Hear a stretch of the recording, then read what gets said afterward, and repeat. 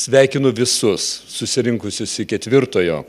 pažangos forumo baigiamąjį renginį ir džiaugiuosi, kad buvo pasirinktas švietimui aktuali vaikų kūrybiškumo tema.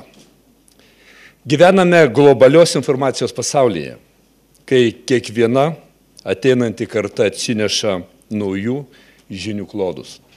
Todėl jaunam žmogui labai svarbu išmokti susirasti ir atsirinkti reikalingą informaciją, kritiškai mąstyti ir kūrybiškai pritaikyti tai, ką sužinojai.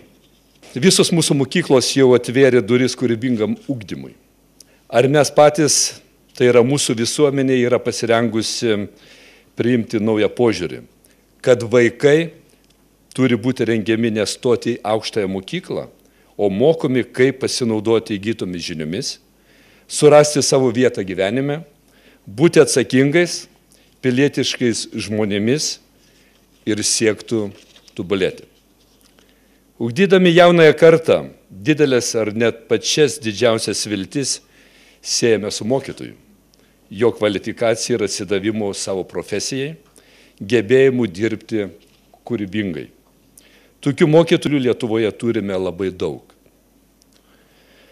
Tačiau kūrybiškumo ugdymas yra procesas, kuriame turi bendradarbiauti, mokytojai, mokykla ir tėvai.